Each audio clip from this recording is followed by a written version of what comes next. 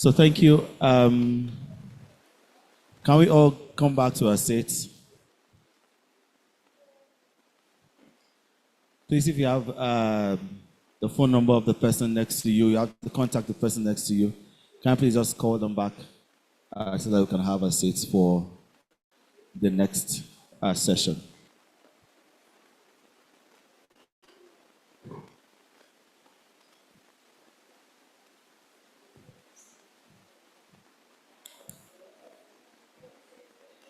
Janet, Baba, Prof. Able to call Prof. If he's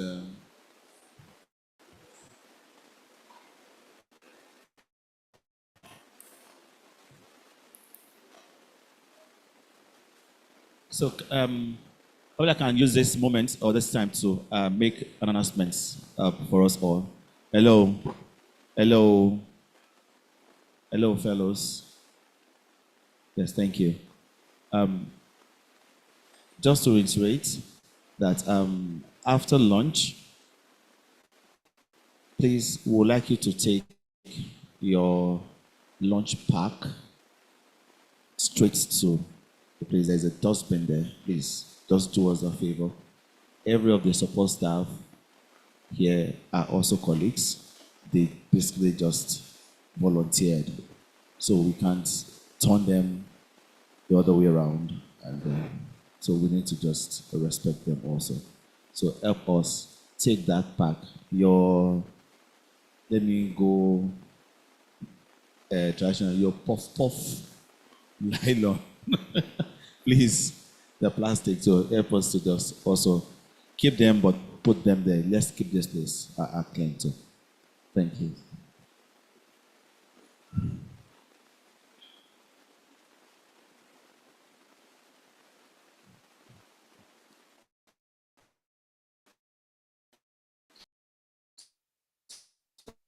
As we prepare session, this next session is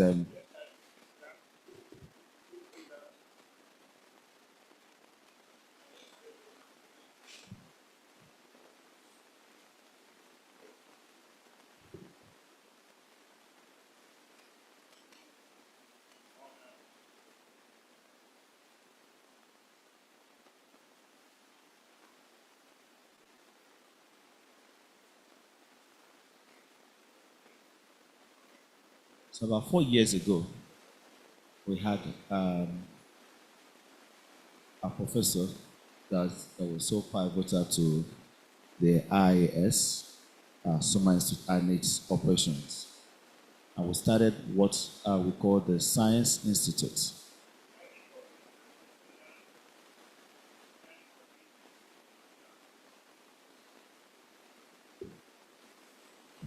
This professor laid the foundation of IAS science. His name happens to be Professor Babatunde Ogunnaike, who passed on in the year 2021. But as of 2020, he gave the inaugural lecture of the IAS science. I tell you, if you have not listened to that lecture, I will tell you to go and listen to it. I think it's on our website. It broke down. In fact, that was the year quite a number of the fellows started venturing into science from humanities and started collaborating with science. Even the topics started changing in terms of how we conceptualize and operationalize some of the things in which we started working on in terms of research. The second, I think the first one was given by Professor Botry. Then, thereafter, Professor Morenike Okong gave, no, Professor Lafe gave them, Professor Morenike Okong, and then this is the fourth Babatunde Ogunnaike lecture. You had heard one of his sons, happens to be Adebisi Ogunnaike, and he is a big storyteller.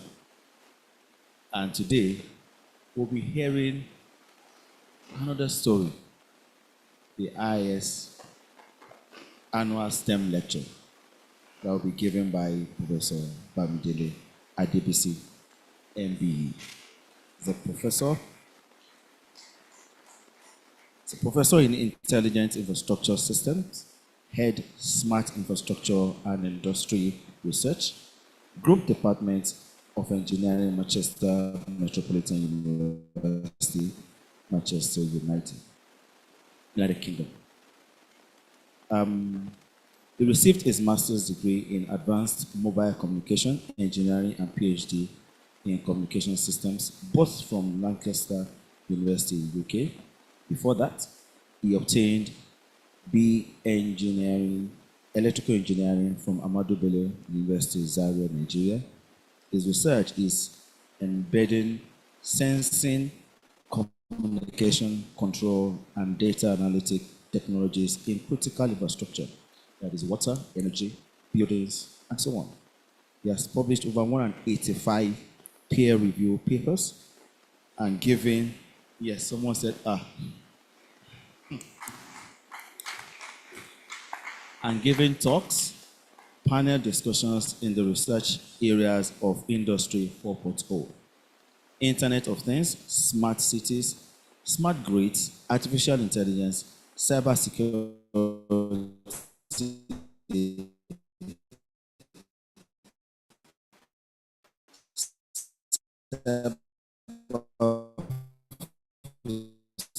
physical systems. He has no BIS, and so on. He has a strong record of accomplishment of attracting industrial-related grants through knowledge transfer partnership. One of such projects received UK Best KTP Project of the Year award in September 2020. Professor Bamidele is a fellow of IET, senior member of IEEE, a fellow of Higher Education Academy, and a chartered engineer. And just to add to this is that prior to this day, he had planned, he was going to give a virtual lecture. But God has a way of doing and working all things out for our own good and for His own glory. He's here in person. And please just join me in welcoming Professor Bamidele Adebisi to deliver the fourth Babatunde Ogunnaike's lecture, annual STEM lecture. Thank you. Thank you. Thank you, everyone. It's a pleasure to be here. This is great.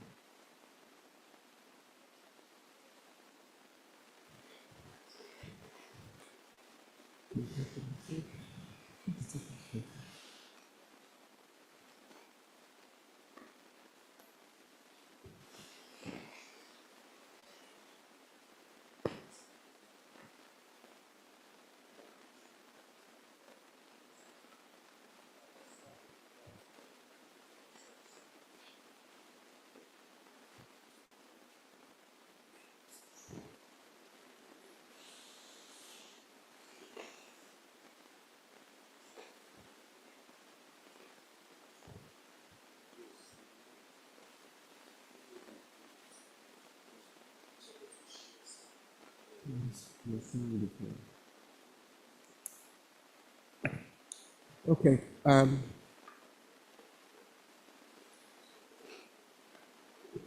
Yes. Okay. Good afternoon, everyone. Good afternoon, everyone. All right. Thank you very much. It's a great pleasure to be here. I just want to thank Professor Jacob. So thank you very much for inviting me. It's a great honor to be in the midst of people that are far ahead of me. So I count it a great, great privilege. Thank you very much. Thank you, sir. Thanks for all the scholars. Thank you for this opportunity. I also want to take the opportunity to thank Professor Motayo Aregbesola, who happened to visit my lab, I think it was last year, and since then he's been trying to get me to come to Ife for many reasons. One, because I've never been to Ife. It's my first time actually of coming to the University of Ife. My wife happens to finish from Ife, So we met during NYC, and she's been encouraging me to come anyway. So it's for me, it's really an honor, a great privilege to be here. I also want to use this opportunity to recognize an interesting woman, Professor. Yeah, I want to get your name right because it's changed. Professor Ijarotimi. Could you please stand up so that people could recognize you? Please, Ijarotimi. She's all right. She's one of you. She's a consultant, gynecologist. So just as I'm waiting, I will need to tell a small story about her, if you don't mind. So we've not actually seen each other for 40 plus years. Yeah. I'm not that old, trust me. Yeah. So we were in the same primary school, same class. And just the story of it while I'm waiting is the fact that she was the best student in our class. She always, first, as like maybe from primary 1 to primary forever, she always put all the men to shame, and the rest of us used to trade. So I wasn't surprised many years after when somebody told me, oh, she's not at University of Ife, she's not a consultant. I said, well, what else do you expect? So, this is how generally in life, people inspire you in different ways. She might not know, I've not even told her. But I think even though we only got in touch about 2-3 years ago on WhatsApp, we've not seen each other since then, we're like this. But she inspired me in various ways. So I'll give you one example. One example is that because of Tade, I never, ever, in any way doubt a woman. Yeah, Tade, you said there are two people, Tade and my grandmother, because actually stayed with my grandmother when my mom passed away when I was very little. So I stayed with them. So two people, Tade and then my grandmother, then my wife now.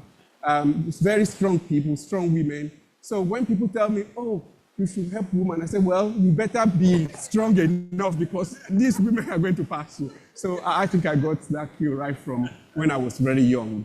Not to underestimate anybody, especially women, because, like I said, I actually checked this out with another classmate of ours that was there any time that I was actually first. And I don't think so. I think we are always either second or third. Tadi was the best. Anyway, so thanks so much. Nice to meet you.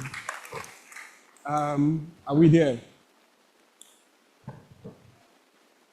So yeah, while I'm waiting, things that I want to show you today will be very different from what you've been maybe even discussed for the past couple of days. Mine will be like total opposites, okay? I hope you don't mind. So please just bear with me, pay attention to what I'm talking about, even though this is not religious, this is not humanity, this is not the other things that have been talked about, okay? So I will be talking about academic entrepreneurship. So from the beginning of my talk to the end, it will really be around money. So if you don't like money, maybe you want to basically put an earplugs on. And the context, like we've been spoken about already, about context. So I just want to put context to that. So the context was this. So I grew up, again, like I said, with Tade in where we grew up. Then in Kwara State, in Ilorin. Then I went to ABU Zaria, did electrical engineering, worked in the bank. Just listen to this story, very interesting one. Worked in the bank for a few years because that was the only job I could get that would pay me. I could have become a lecturer, but the lecturers I left at ABU, you know the story. Money and so on. So I worked there for 2 years. I got frustrated, all right, because... So let me give you an example of why I knew it wasn't really for me. So when I was in university, I paid myself through university, literally, to a very large extent. I was paying my school fees right from very, very young age. Not in university, even secondary school. But at university, I basically paid most of the school fees, all right? Working, paying tuition, I had a coaching school at some point.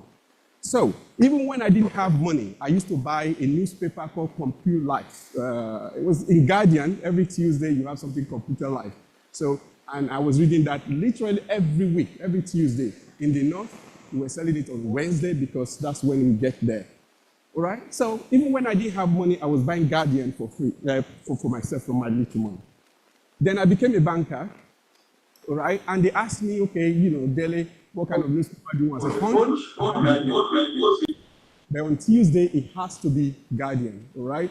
And then, they were buying it for me. Then I realized over several weeks, I had piles of guardians, months, of that I had not read. So I thought, this was my passion. I was spending my hard-earned money that I didn't even have enough to buy it, and now I have a lot of money, dashing out money to people, and I can't even read it because there was no time. So I knew, this is not my passion. There was money in it, but no passion. So I took all my savings, went to the UK. I paid myself through the whole of the masters, working, name it, from any kind of job you can imagine. Then I worked in a spin-off company after my master's, owned by a professor.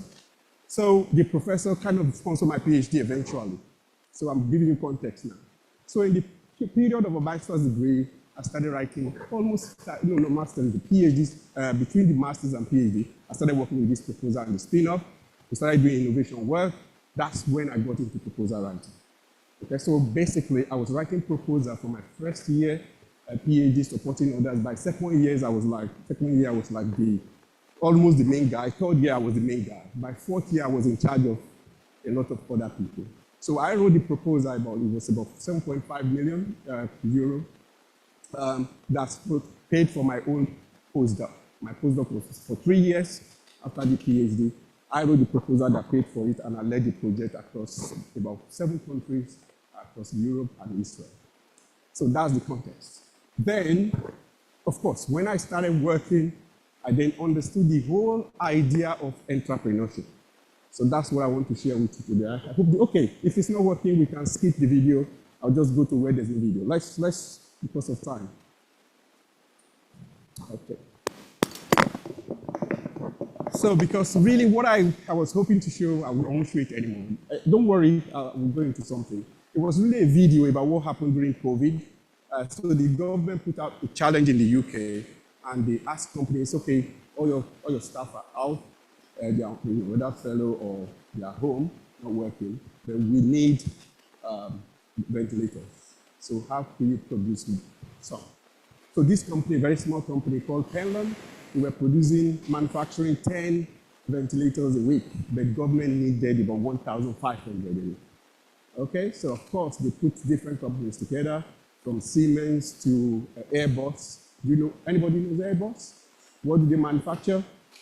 Exactly. So from Airbus manufacturing aircraft, they joined with Siemens and this Penland and a few other countries and universities to manufacture ventilators, mass produced, and all this happened in weeks. Things that could have taken like 8 years, 5 years, within a few months, they started rolling this out, and it worked. So the question is, what can we learn from that?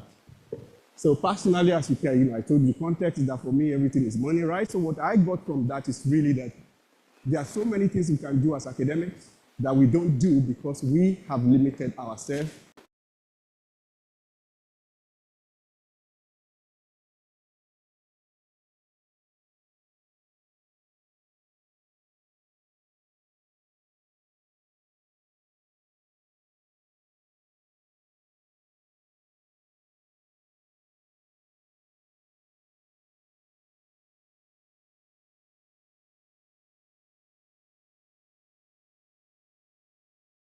Would PayPal.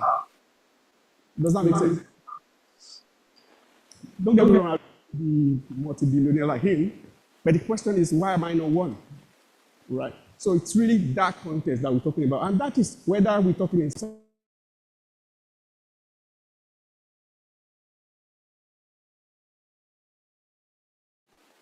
that he was a multi-millionaire by the time he passed away. Like I said, he sponsored my PhD. There I received remember, I nearly died to pay for my master's. It was about $10,000 pounds at the time.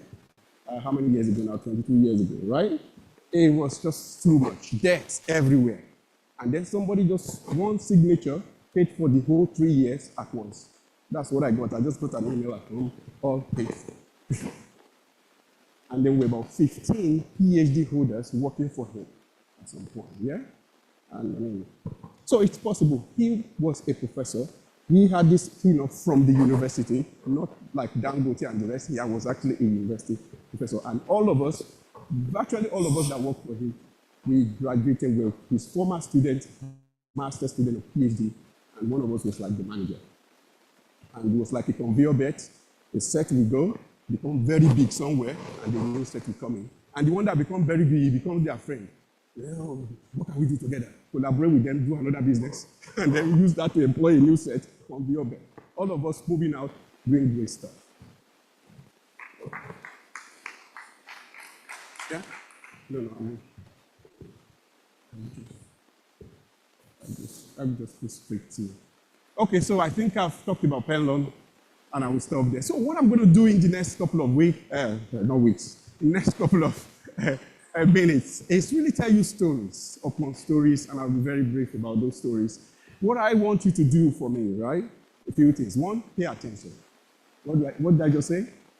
Great. That means you are listening. Okay, the second one is that pick your own story from it. So I'll be telling you my story. I am not interpreting the story for you. I'm not telling you what it means. I'm not telling you, okay, therefore, that means this. I'm not doing that. We don't have time for that. If you want to know a bit more, maybe off camera, we can do that. But you pick the story. I'll just continue to telling them what happened here, and then this will happen, and I will jump. Sometimes I'll be fast, sometimes I'll be quick, but it's a lot of stories, so it's all stories. Yeah, ready? Okay, let's go. You see, a few years ago, when I was still a lecturer, I think it was just my first year being a lecturer after my postdoc, a man called the university because on my website, I wrote there that I'm a smart meter expert. One of my expertise was smart meter expert. All right, why? Because the previous project that I worked on was about smart metering, smart technology, which I deployed in Germany and Israel. Low voltage in Israel, in Germany, high voltage in Israel, underground and overground. That's what I did for 2.5 years. So he saw that on my website. Oh wow! And then they called the university and they set up a meeting. When he finished, I was so excited, drawing the diagram about how we're going to make it happen, get the funding, and so on. Then towards the end, he said, well, yeah, and because we're going to apply this as water metering and stuff like that. I said, no, I'm an electric engineer, and I do electricity. I don't do water. That was what's going on in my head. But I was thinking, bro, you need money. You are new to this. Where you came from, there was this man on top of you that kind of carried you on his wings. It makes things. I was getting money, but getting it more because somebody ahead of me already cleared the road a little bit, right? So now you're on your own. You need to go for this one. So I kind of said, okay, let's go for it. It was actually in the going for it that I learned that what was my problem earlier on anyway? Because in smart metering, smart meter is a technology that tells you what is flowing inside the cable. So you can say, well, after 5 minutes, you've used such electricity, all right, and so on. Yeah, that's smart meter for electricity. So if you want to develop the same thing for water, everything is exactly the same, except the sensor. One is sensing electricity, the other one is doing water. If it is gas, you are doing exactly the same thing. But I was just going to stop myself from getting 250,000 pounds because I already got married to my electricity. I already blocked my brain that the only way to my career is about electrical engineering and not water. Yeah? So, but I said yes. Then we carry on with that water. So that company is called Aquacheck. It's an SME in the UK that is into something called standpipe. So that's a picture of standpipe. So if you, so there's a regulation that you can't just get water from the ground. In the UK, if you are doing construction or you are cleaning street or you are doing something, you have to rent one of these called standpipe. Then you go to a place called hydrants under the ground. That's how you get water.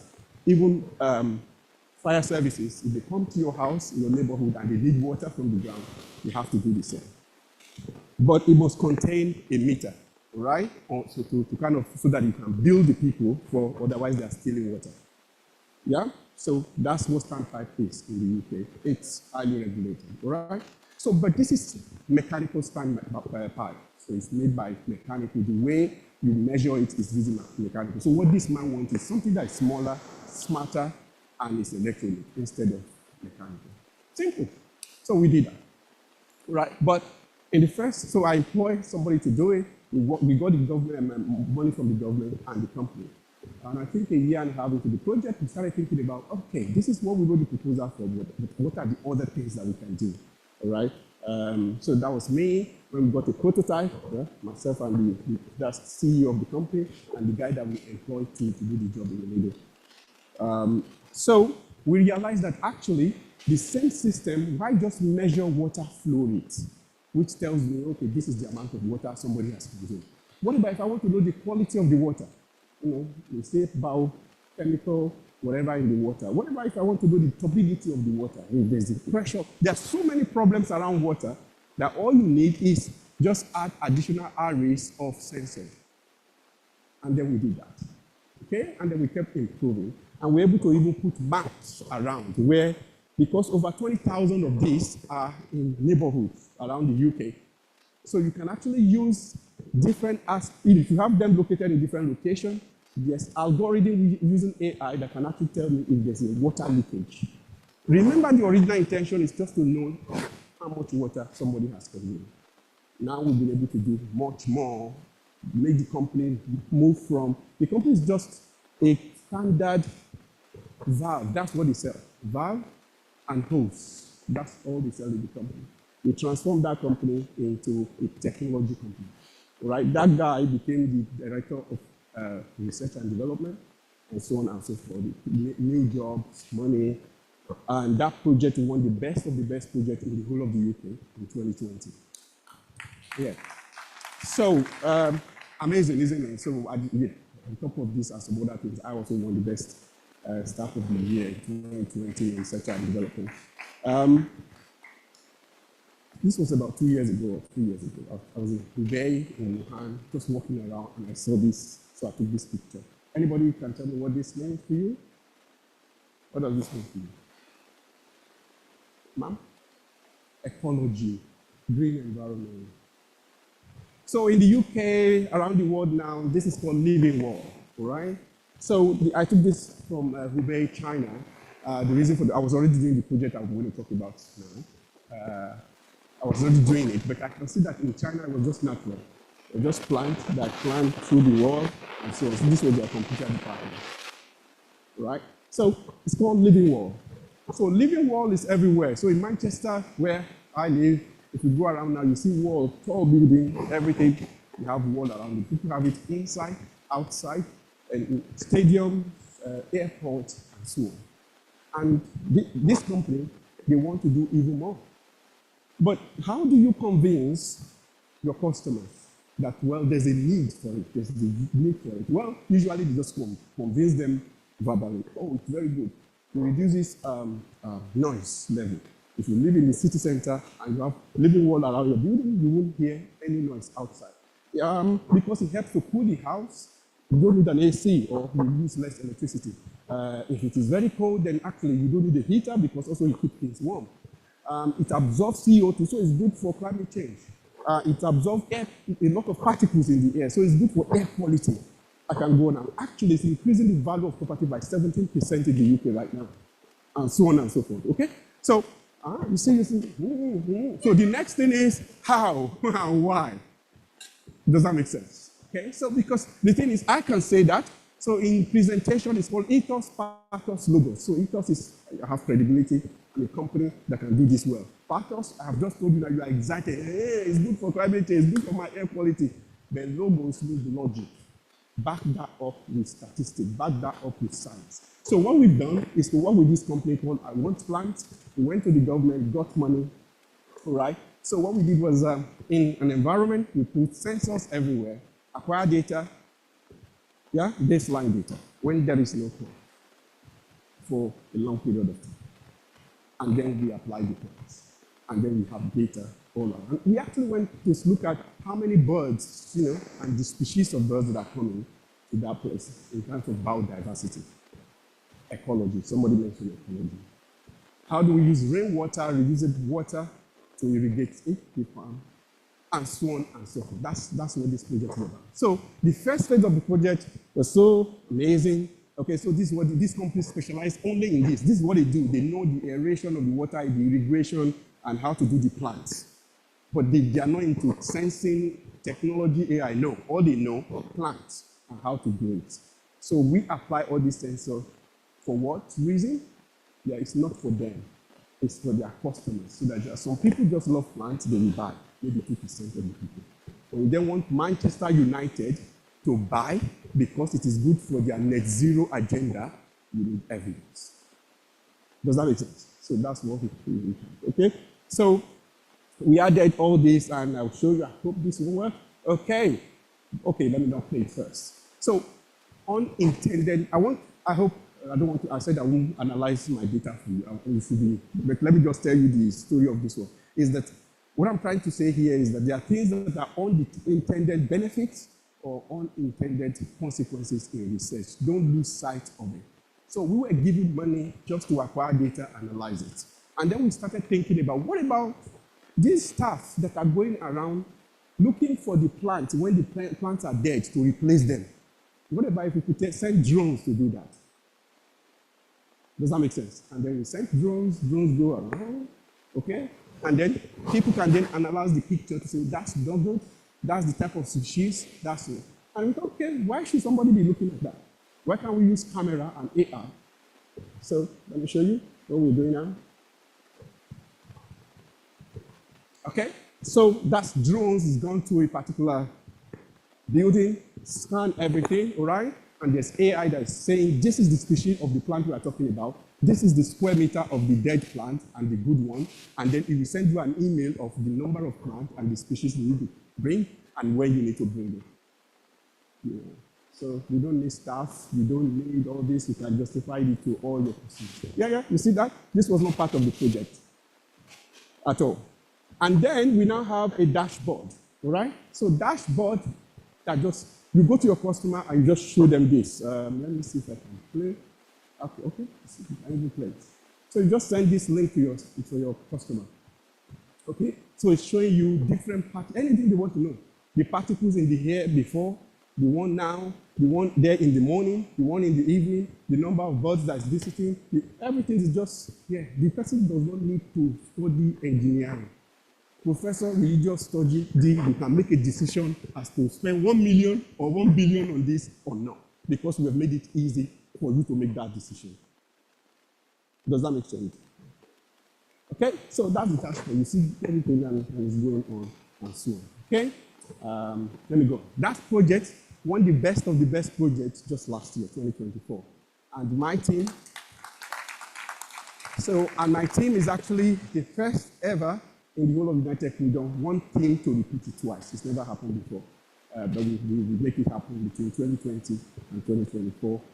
And, well, the king kind of awarded the MBE this year as a result of it. Okay, so, well, I know that looks like, okay, so what? Well, so big.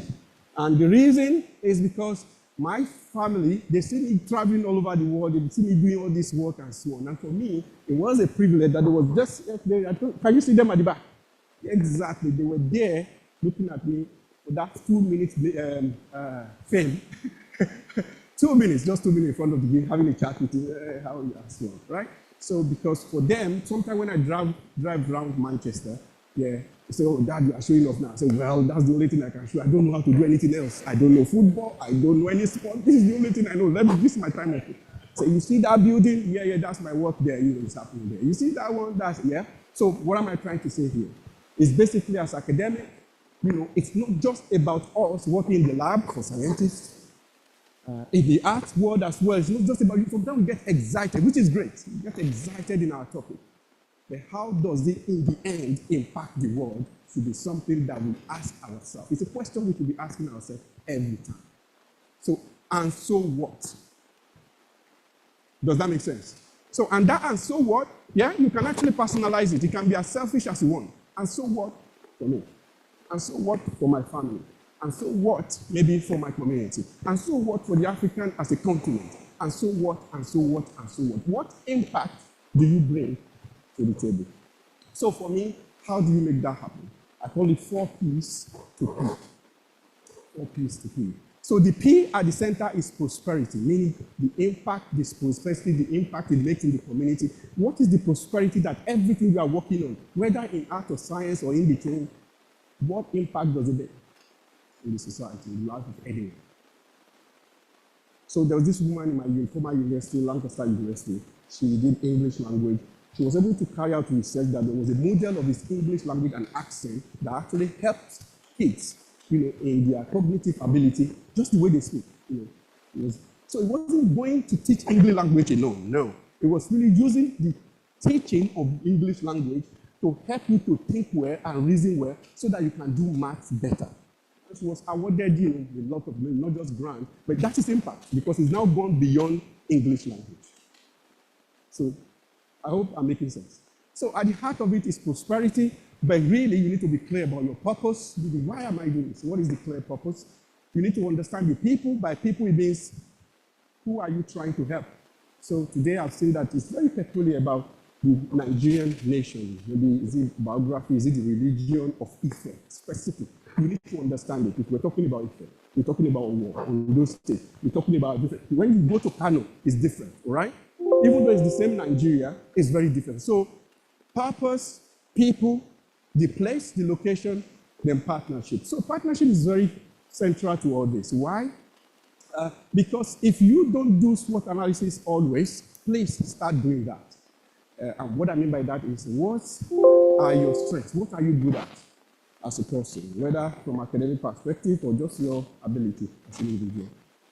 Then don't forget you have weaknesses also. Don't lose sight of that. Yeah? You don't want somebody who's exact mirror of you. So you want to partner strategically. Yeah? Prosperity at the middle, purpose, people, and so on. So this was here that I was going to actually introduce myself. All that I've done so far is just introduction.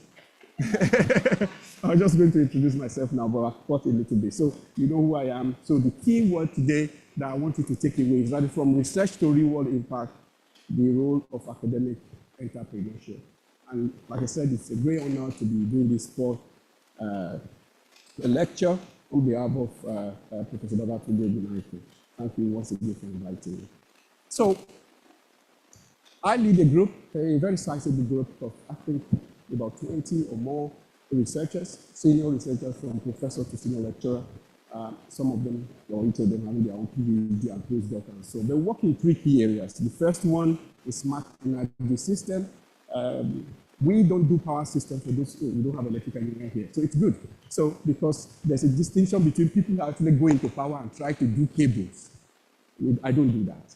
So what I do is to bring technology to make those cables to work better. Right? So that's what I do. So that's what we call smart energy system.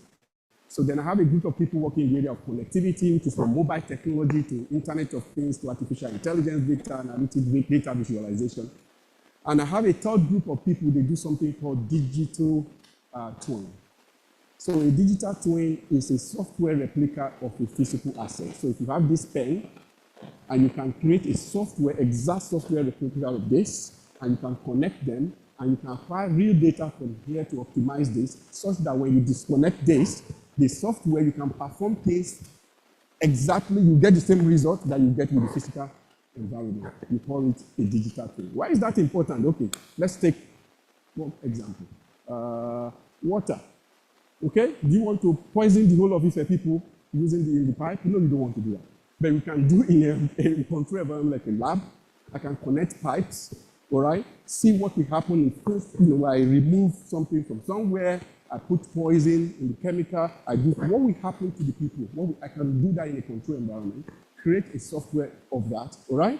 And then perform experiment that is not possible in real time environment. It's cheaper and it's less risky. Aircraft, you do the same. As it's flying, right?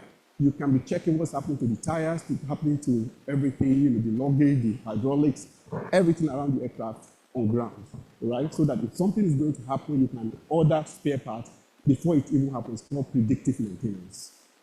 Yeah? So those are the kind of group of people that I work with, I lead. So we apply this in smart city, smart community. I'm also the director of Africa Hydrogen Partnership based in Mauritius. It's basically using a new energy for the future. It's using, instead of diesel, we're going to use hydrogen, green hydrogen to make that happen. So my first project as an academic that I got, not the one I mentioned earlier on, was actually this. So it was when I was doing my postdoc, a PhD student I was working with, went on to become a senior guy. We were happy with the CV, with modeling, with different things. We were very close. So he went on to be a very big guy in Jaguar Land Rover a few years after. So, I chat with him on the phone. I say, hey, hi, XY, how are you? Great for you, I did that. Then the next morning I said, bro, what can we do? You know what I do, all right? So then he started putting meetings for me at different departments, all right? I went to various places, presented my work, and yeah, very good idea, but still futuristic. Yeah, very, very good idea, but and so on. Until one day, as I was presenting one of the work, and one guy just said, well, I don't care about everything you've said so far. And this is the way the business people think. This is what is picked from this one. I don't care about everything. And I was thinking, wow, I did school for days. My associates, they're working so hard. I don't care about everything you said, but you know, that software you just talked about, which one? I said, that software? So yeah, I went to a training the other day, and we're using it for X, Y, Z. I don't know that. I said, can you investigate that for me? Because it will be nice. Said, no problem, right? So I investigated, came back, and anyway, lo and behold, that's how I got into Jaguar Land Rover, got money to do, this car is called F-Type. At that time, this was 2000, I can't remember, 2011 or 10. So that F-Type, very expensive car. So when you are driving at top speed, okay, and you want to make phone call, there's noise everywhere. So all he wanted me to do, not even to solve that problem, but to inform their you using simulation whether they should use this sensor or that sensor. They were ready to pay a lot of money for that. Of course, I got my postdoc, got different people from that, which then I turned into proposal writer, paper writer, so on. So again, this is how I entrepreneur think. So I get a staff. When they come in, they are doing the real project that is paying them. Then I'm telling them there are other things we need to do outside. 20% of our time, we are writing the next proposal. We are looking for the next money.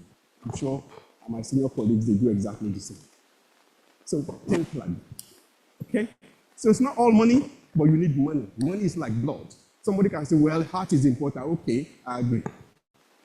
The lung is very important. Yes, I agree. But the blood, if it's not flowing, taking information to the lungs, telling your toe that you should take the leg from fire, the leg will burn, okay? Even though it is very important. So the blood seems to not to be doing anything if you think about it, but the blood is important. That's money.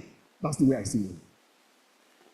I know lung is important and heart, okay? The blood makes things flow around. Money makes things go around, okay? So actually, that's on that project, by the way. So my aim also in all my projects that you see, when I started, I think from the day one, I asked myself what is going to end. How many people am I going to get from this? How many award is possible with this? What is possible with that? And so on from the day one. So it's built into it. Impact is built into the proposal itself. Does that make sense? So that's why for this one, for example, I put another, so I won the research staff of the year for that year, I think. This one, all that I want you to get for it is LinkedIn.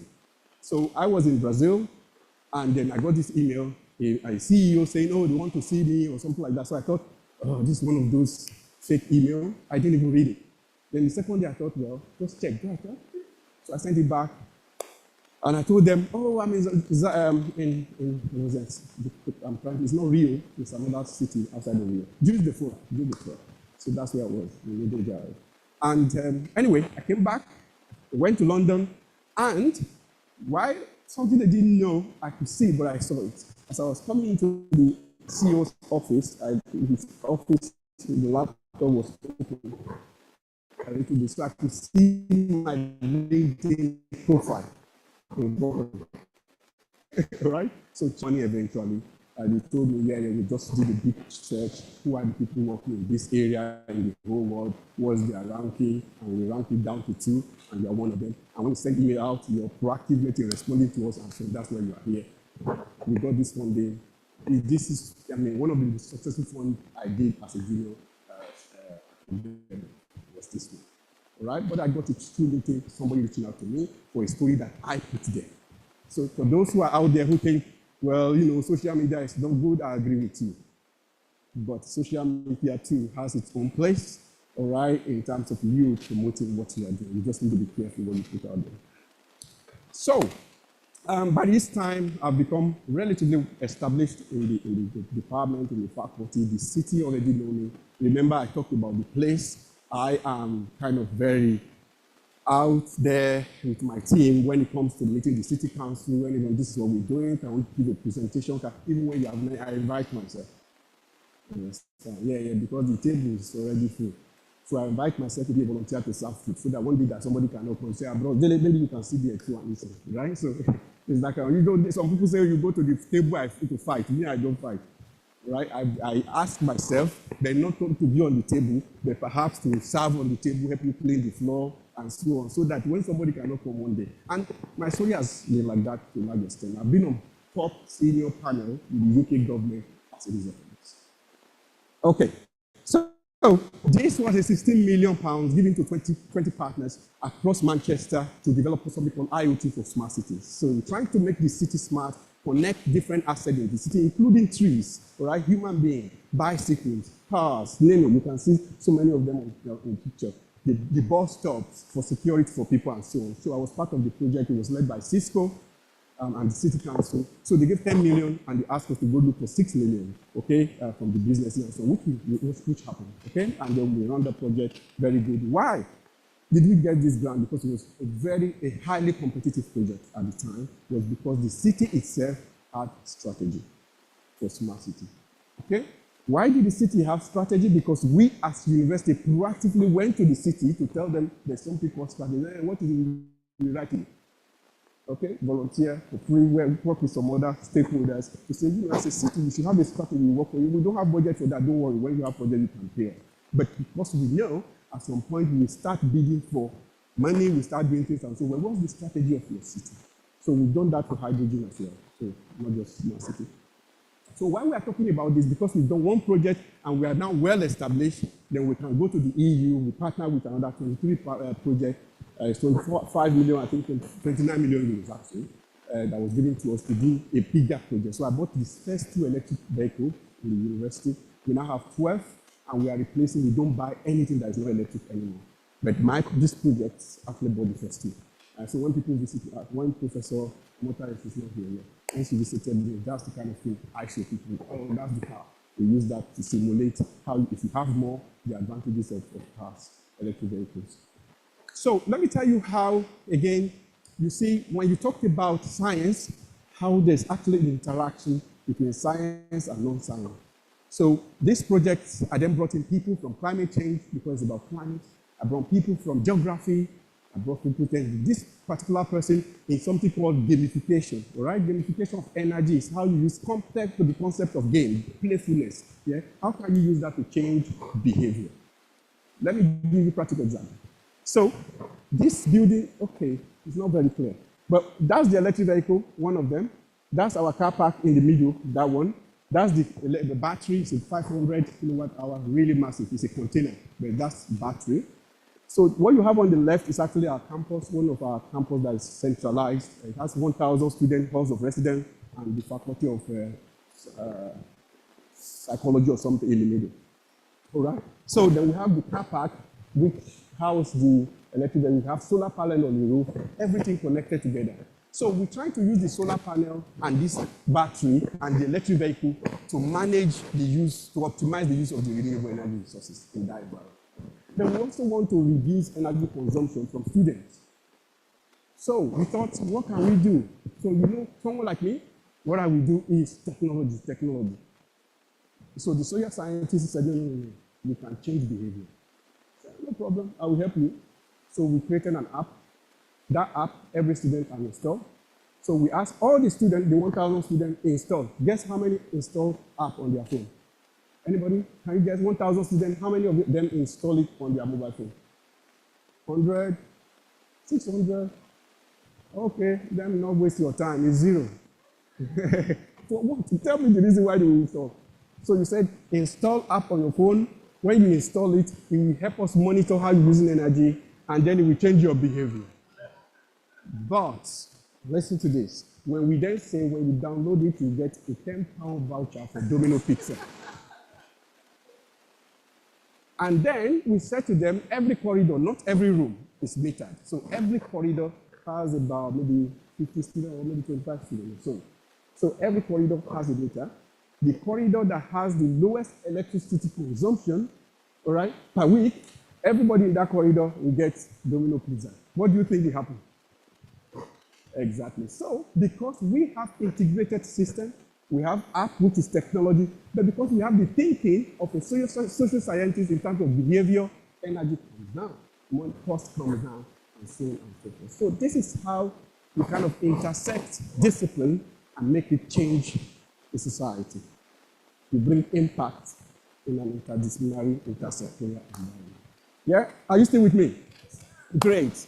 So, a few years ago, I got an email to kind of work on UK government and a panel to scope up a new energy system for the future. Anyway, fast forward, there was a call that came from that, and we applied to that. So myself, University of Oxford, Imperial College, and Bath University in the UK, and about 5 other institutions from South Korea were given £2 million to do something called, that was first brand new at the time. It's now kind of not newish, okay? But it was brand new at the time. And it's called peer-to-peer energy trading and sharing.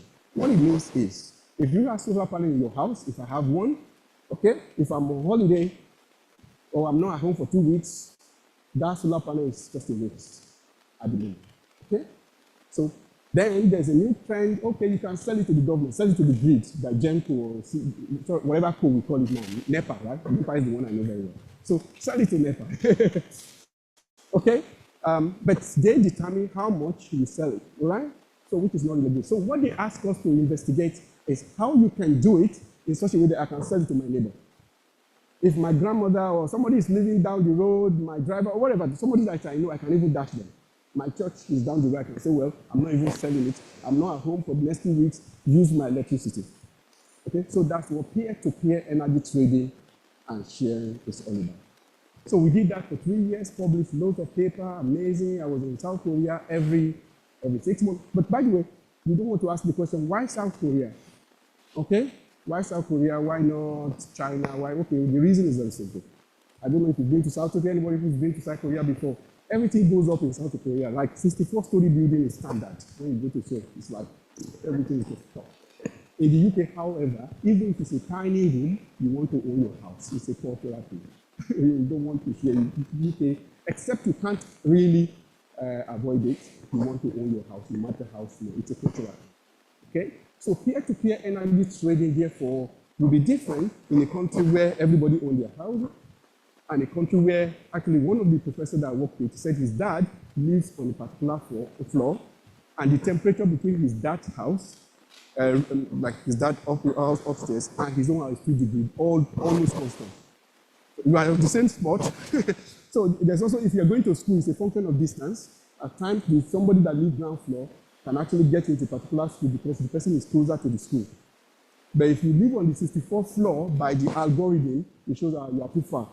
The algorithm will say you are too far because you're on the 64th floor. That's how things are in South Korea. So, again, looking at place, how do you look at the culture, the way people build, the way people eat, how do you bring that? So how do you enhance that using technology, right? So this project was very successful, like I said, we did, it was really amazing from academic point of view. But it was just going to be one of those things that will be in the laptop with interesting algorithm, published nice paper, have a lot of PhDs. In fact, 2 of my postdocs today, I got them as PhD at that time. So it's one of the things, my joy. They are now senior lecturers. My joy is that, I employed them at the time and so on. But I was really blessed that on LinkedIn one day, my classmate in ABU, which we never spoke throughout, he was in chemical engineering, we never said hi, ever. For ABU, when we were in Zaria, never. No, we are not fighting, we're just not friends. Okay? Okay, we just did. So he posted something on LinkedIn one day, something about, and I just sent an email to him. So when he replied with my political guy name, I won't mention it to you. Anyway, yeah. So I thought, so you really knew me? So of course, everyone knows. Anyway, we set up a meeting. He introduced me to his brother that actually did that project. And we went on to write a proposal around it, just £600,000 to develop that, which I did with Oxford in Nigeria. Okay, why? Because UK has a policy where it is actually not allowed. So we were investigating it at that time, but the policy of the UK does not allow it. Nigeria too was kind of thinking about it, They were able to buy, get government approval that it was for research, and we were allowed to do. So I put this together with this company in Abuja, in Kuje secondary school, with community around it. So the school in the middle, we have 10 local communities around. We give them electricity for free. When they are not around in the afternoon, for example, we use the power from them to power the school. When the school finishes at 4 p.m. or something like from that on, we use the solar panel and the battery from the school to power the community. Then we added AI, which is now we don't even need to do evening or whatever. The AI is able to know when you are not at home, it knows when you are not consuming, and it's sharing. And it's working right up to now. We finished about 2 years ago. Yeah? So those are some of the installations there. Then, very interesting. Remember, we got only £600,000, and from this money, we thought, look, we can only support 12 of this community. There were 10 before, then we saw one shop, so we added a shop to it. We added the local chief to it as well. There's this one joke, as you tell. It happened for real. So one day, the guy in the UK, because I partnered with a company in the UK and a company in Nigeria, the UK company was the one controlling it remotely and gathering the data.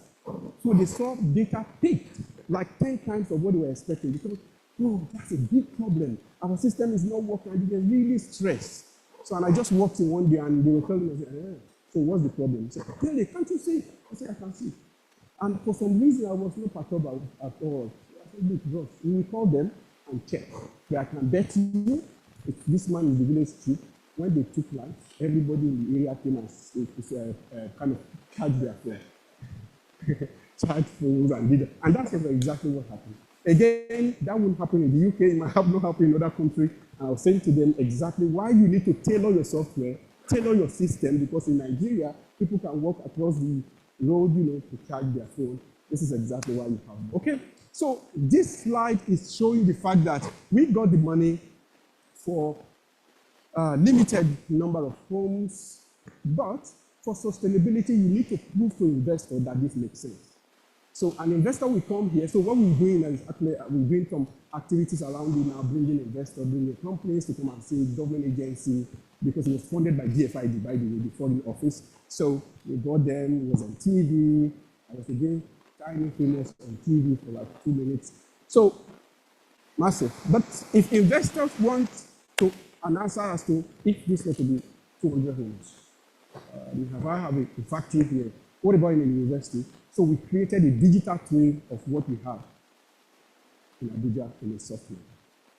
So that software now, because it was optimized to take data from just the 10 homes, we can actually say, what about 500 if you can give us the answer? How much will it cost? So we'll continue to optimize and work on that. So we're looking at how we can integrate electric vehicle into it, because this is going to be powerful electric vehicle, especially the grid to vehicle. So I will explain briefly. So at the moment, right, you charge your car from electricity from home. Yeah, the next generation of electric vehicle will be the one that you can use it to charge back to the home. So imagine that you are in the university and university has a lot of solar panel. Your car is parked. Many of the cars here are parked for the next 6 hours, 7 hours. So you can be charging them slowly. Okay, from renew because it's sunny. You get home, you just plug into your house, you switch completely from the grid, and you're using your electric vehicle to power. And you can tell the car that when you are 80%, stop, because I need the remaining 20% to drive back to work to charge, right? So that's, again, something we've been investigating for a few years, but that is just for cars. There are massive, different types of cars, they have different behavior, there are taxis that are always going around. There are trucks that just go straight, you start from one somewhere, they don't stop for the next 3 hours. You have cars that are parked forever. How do you optimize all of them when they become electric vehicles one way or the other? How do you connect that with the grid and the other users? I think this is kind of one project that I want to emphasize about how, so I was working on an EU grant, and it was meant for EU. I was leading this, basically, but we call it remarkable. So how you use AI to connect things in agriculture, in soil, to kind of optimize how farmers can use their resources effectively. But as we were talking about it, I was thinking, okay, why can't we bring Africa to it, okay? And then we added African dimension. So I brought somebody from South Africa, a university from South Africa, one from Rwanda, which represents East Africa, one from Morocco, North Africa, and 2 from Nigeria, West Africa. And we're able to tell a story, okay, of the fact that, yes, you are giving the money is for European Union, but we are talking about connecting the unconnected. We believe the impact of this innovation, it will be developed here, the IP is here or whatever, but when you think about people that will really consume it, it will be in Africa. So when we optimize it here, in terms of lab, we take it there to test it in real life environment, and that's what leads to the project, and we want it. So for this one, I will tell you why I brought this story. The story for this is basically that the world is actually sometimes waiting for us. So you think somebody from Europe, somebody from UK, whatever, is doing somebody in Nigeria a favor when you are added to a grant. No, this grant wouldn't have been accepted. It may not be successful if I didn't add the African dimension to it. It was the African dimension that made this unique.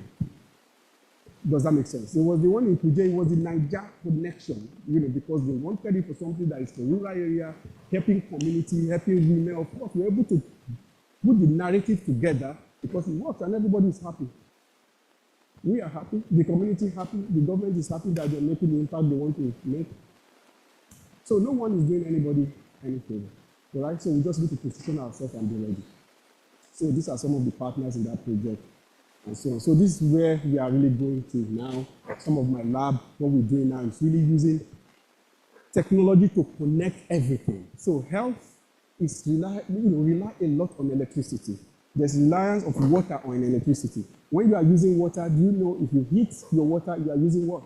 Electricity to heat the water. So there's a link between all these things. They are highly interconnected, and they are all linked one way or the other to your behavior, to the behavior of your children. When you are brushing your teeth, how do you leave the tap on and you go on, or you switch it off? Do you know the amount of water we waste by just washing your teeth and you leave it on? What about if the tap knows that this madam will not piss me off, she's not used to switch her step off? Okay, what about that? How much water can we save? How much electricity can we save? So that's what we're working on now. And this is the lab trying to create that, a software version of every of these things. We create it and we can then play with the software integration. So I think I'm kind of trying to do how now. So far, I've told you stories. Hopefully you've picked 1 or 2 things from that. I just want to wrap up by telling you a bit of how for me. So it will not be the typical how, right? It's not the traditional how. So again, that's why we're in the university. You are allowed to freedom of speech, right? So don't say, oh, I don't agree with it. That's the reason why I'm presenting it. I don't want you to agree. So just go do your own research, and hopefully you will agree with your own. Then mine will at least give you a reference point of something that is wrong, so that yours can be right, right? Good. Let's go. Oh, battery is running down.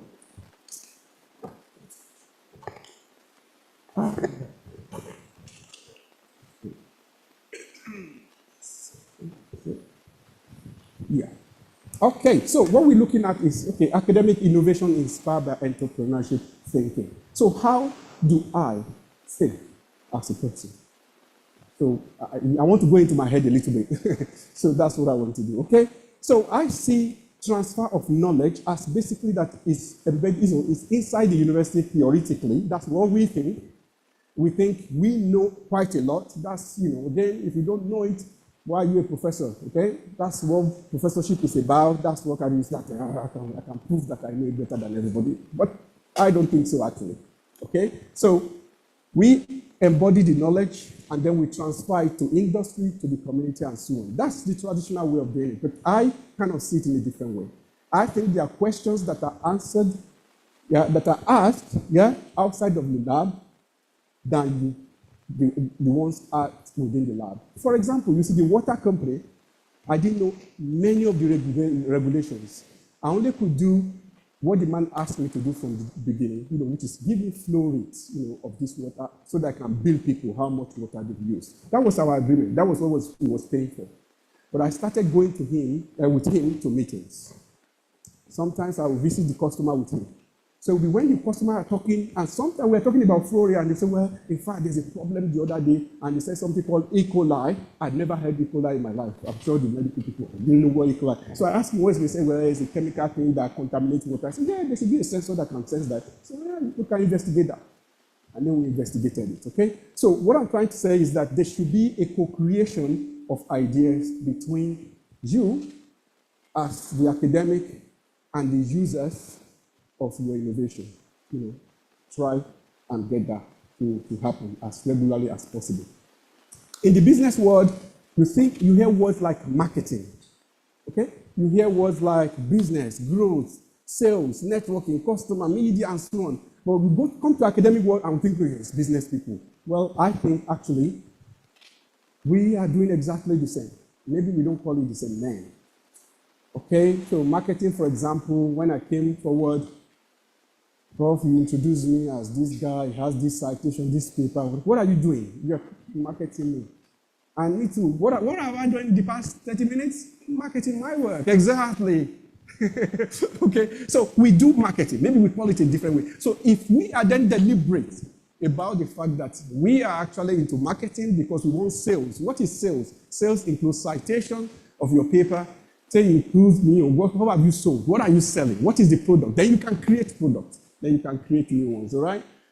So hence I see myself more as an academic or research entrepreneur, more than just academic and so on. So we talked about customers as business, we talk about budgeting. When you look at all that I have on this list, yeah, if you are into innovation at all as an academic person, you'll be doing all this. You hire people all this to put this conference together. Yeah, you hire people's resources, the people that make the food, you are firing people, you are doing all these things that Dangote is doing, maybe at different scale. All right? So, but we are telling ourselves to a large extent that we are not. So I want to tell you that you are. So now, if you are, why not just do it a bit more deliberately? That I'm actually a business person. I'm in business. It's just that my business is in the business of academic research or innovation or something. But you are in business because in the end, there are metrics to measure your performance. There are resources that are available for you to spend. All these things are actually, in language of business, they have their terminology. In academia, we have our way of doing it. All right? So you are managing projects, managing money. But please, I beg you, especially for the fellow, as you are going higher and higher, lead people, provide leadership. Provide leadership. That's very important. And you don't even need to be up there to be a leader. My definition of leadership is simple. Service and responsibility. Once you provide service and you take responsibility for when it goes wrong or goes well, you are a leader. So I've told my daughter, for example, yes, you may be 15, 16-year-old, but if you clean this dining table and you are very deliberate about how you clean, you keep it tidy, you can begin to tell dad to say, no, dad, that's getting dirty now. Right? That's leadership because you are providing the service of making it clean, even though you are young, all right? And you are taking responsibility for every time it's dirty, you keep it right. Okay, when it's going well, you celebrate, okay? So you are a leader. So as a fellow, you are already a leader. The leadership is just of what service are you providing and are you taking responsibility for it? If you have answers to both, then you are a leader. As I wrap up, I want to talk about value, purpose, metric, support, and connect quickly so that we can have some questions. Anybody knows this? Anyone familiar with it? Nobody? No? No? Anyone seen this before? All right, nobody. Okay, cool. Just like me. For a long time, I've never seen it until the first day. So I went to Brussels one day with one of my associates, and he kept Bamidele, we have to go to the town center. There's this thing. Okay, typical Nigeria, arrived somewhere. What was in my head was eat, sleep, or something like that. Or prepare for my meeting tomorrow. But he wanted me to go to town center because the next day we'll be going to the airport straight from the meeting and won't be able to see it. So anyway, went to town and I was looking for that important thing he wanted me to see. And then he showed me this. A little tiny guy, naked and weaned. You know, if you call it, actually it's called mannequin piece, in which in English is little piecing man. That's what it means. So he said, yeah, that's it, Dele. That, he was exactly taking picture. Take picture of this one. Anyway, but a few minutes as seconds, I saw so many people around taking pictures. Okay, okay, maybe there's something here. No, I didn't take pictures still. I'm a Nigerian. So I was kind of looking around, what's going on? And then I saw after the camera, CCTV camera everywhere, beam at this, okay? So what's going on? Then I looked back, there was this street, the souvenirs being sold just of this mannequin piece, and so on and so forth. Anyway, I got to know later, when I got to the airport the next day, everywhere was full of mannequin pieces. This is basically like the monument, the main thing in Brussels, blah, blah, blah. All right? I hope I've not bored you with this story. But the heart of the story is this. You go and read about it. I don't want to tell you the story. There's a story about it. Please read about it. But what I took from there is this. This mannequin piece was providing value for the city of Brussels. If you steal this, they will go after you, go after your family, go after everything that concerns you like no man business. Why? It's bringing a lot of money to them. So, what do you bring to the table as a person? So, as a researcher, as a fellow, what is it that you bring that makes people say, we need to go and see this guy? Right? We need to, and what makes people protect you? Maybe your department, your faculty, the businesses that we are working for, they protect you. They change rules for you. Okay? What is it? There must be something. Go read about this guy, this little, it's a statue, by the way, tiny statue. Yeah? Yeah, mannequin piece, it's just like this. Okay? So, value. Second one is purpose. I think it's very important. It's a book I read a few years ago. I'm sure those in the US especially may be familiar with this. It's How Will You Measure Your Life? It was by Professor Clayton Christensen. I read it a few years ago. Summary of the book for me was that one, as a person, you have to have clear purpose. It's called likeness. By likeness, it means project into the future, 5 years, 10 years, and so on, and say, who do I want to be? All right. Where do I want to be? And so on, right? That is the likeness. So that's number one. The second is commitment. Then commit your resources into achieving that likeness. Yeah. And thirdly, have a metric that tells you what it looks like when you are failing or when you are successful. So it's likeness or purpose, commitment, and metric. So for everything that you do as an academic, as a fellow, please check it, that you are very clear about what it is. You have a picture of it. You can visualize it if possible. I want to be that professor, maybe.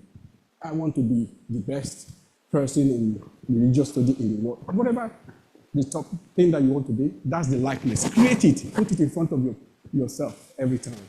All right? But be committed to it. Don't spend, I know you are a lot more adult than the younger people. So when I do this with young people, I talk about. Some people actually spend more time on social media, Facebook, or things like that than they spend on their job. So you will obviously know more about what's happening on Facebook. And they probably know you too, no problem, because that is your likeness. But don't deceive yourself like, I have a purpose, but when resources come, whether money or time, you actually spend it on something that is different from the purpose. So commit your resources to the likeness.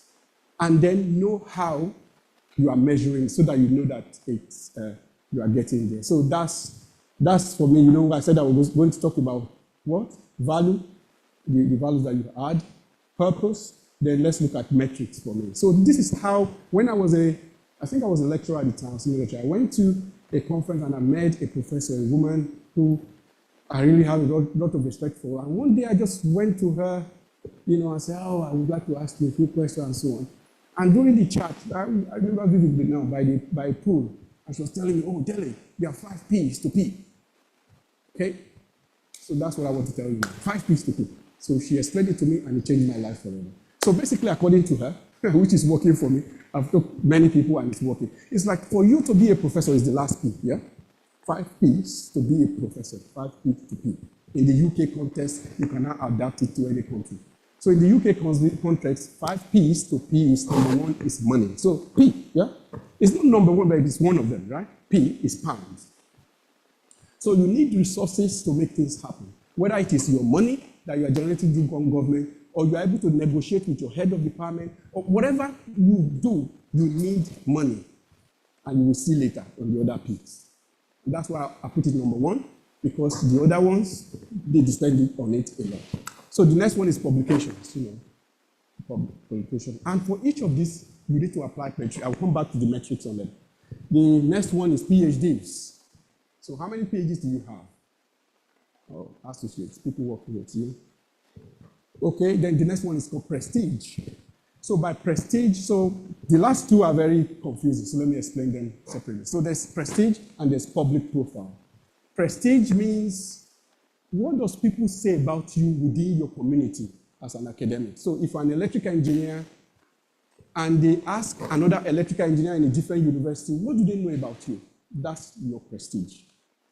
So do they invite you for keynote speech? Do they invite you to be a panel chair? Things like that within your community. Public profile, on the other hand, is something outside of your domain, but people think you have credibility generally, and you can bring that credibility into other aspects of the world, maybe in your church, maybe in your community.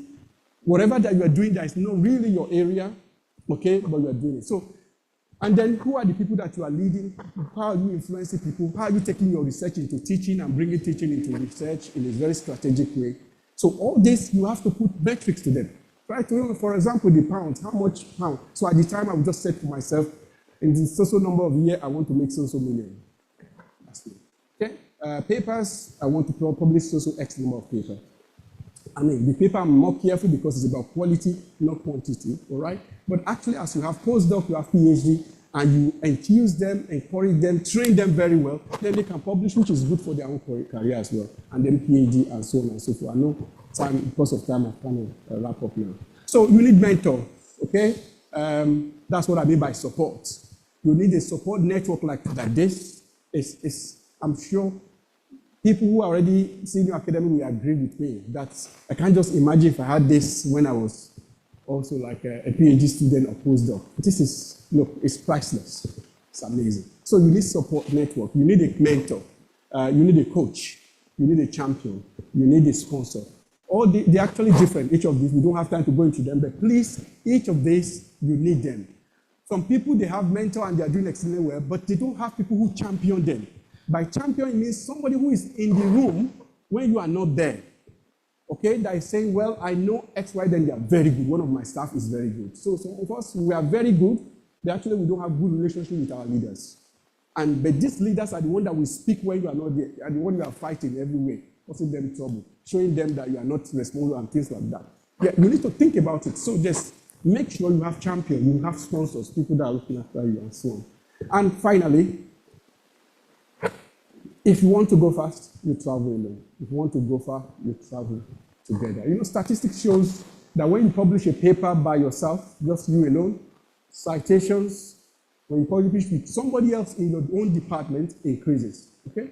If you publish with somebody who is in a different department in your own university, there's an increase in citation. If you publish with somebody who is in a different university, there's an increase. If you publish with somebody who is outside of your country, actually, I have a graph of this. I just don't have the time. The same with grants, the same with every other thing that you're going to do. The more you increase your, you have your tentacles in different places strategically, not somebody who is replicating you, but somebody who is complementary to what you can deliver. Then you can make the time pass. So thank you very much.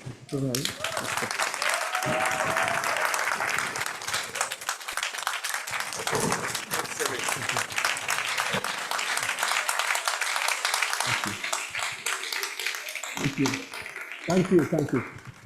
Wow. Wow. Wow. Wow.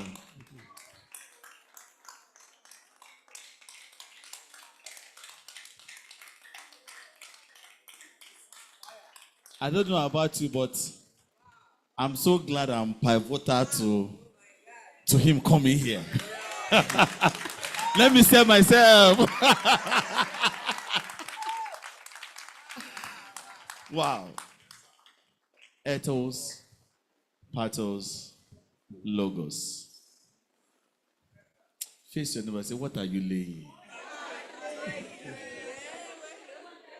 What are you laying? He has laid something for us. So, come and lay your questions. Do we have questions, sir? So, yeah, how long do you have? Okay, yeah, good. Yes, so Excellent. I know we have questions online, and you'll still permit me. I know Ayodeji Ogunnaike is online, and so the son of late water, please, water, first, water. Okay, let's see who I know is online. So yes, if you want to connect with me on LinkedIn, again, I'm doing marketing now, right? If you want to connect with us, that's my link, that's my WhatsApp. So again, as academic, we are public people. That's also my philosophy as well. So we are public. So I have a public email, public. I don't have a choice anyway. It's online. If you Google it, you will see it. Yes. Yeah. So okay. Yeah. Which one are you doing? You are lady. Okay, let's take questions online first, and I'll call on the coordinator of the science stream of IAS, in the person of Professor Morenike Upang, and I'm going to promote her to become panelist right now. Okay. So, Prof, you can. Yeah, thank you so much. Thank you, Professor Adebisi. That was brilliant. I mean, I wouldn't have missed that for anything. I wish I could get this recording and disseminate it all over the place. Brilliant. However, there's one thing that keeps coming to my mind, Heather, and I must tell you, I do struggle with. And you seemingly are pointing to that with your presentation. It seems that when you're talking about entrepreneurship for those in academia, you must go tech. There must be a tech element. But there are quite a number of us that has nothing to do with tech, except, of course, when we do collaboration and manuscript writing. What is it? What is the thing that can ginger us? I mean, arts, I mean, music. Well, music might bring things. I mean, dentistry. I mean, what is it that gets us into this kind of entrepreneurship breakthrough and when we're not with the tech world? Thank you. Can we take the next question just online? So we'll take those two first. Olufemi Ogunbode.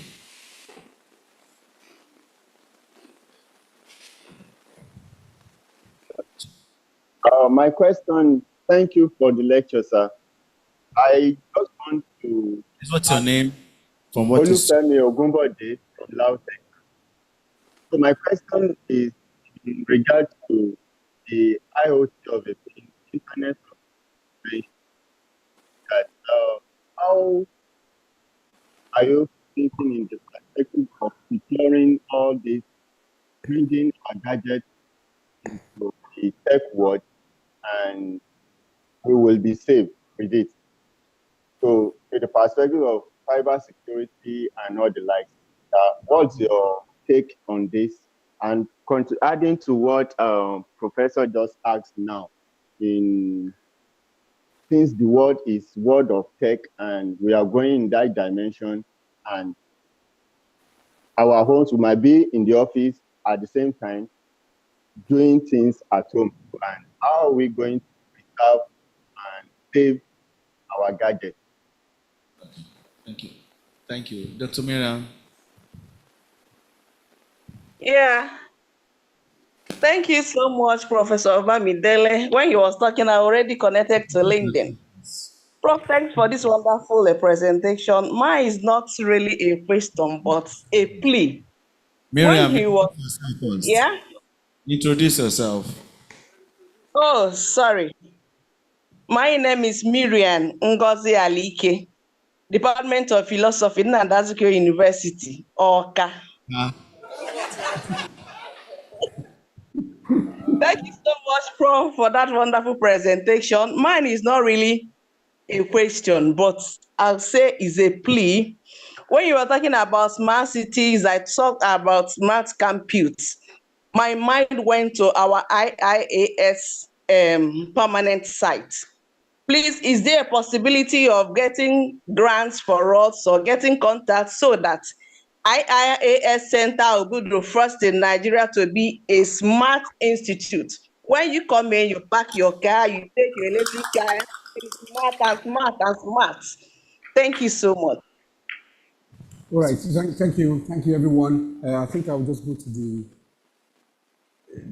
first question and the last question. They're kind of basically the last person answered the first question.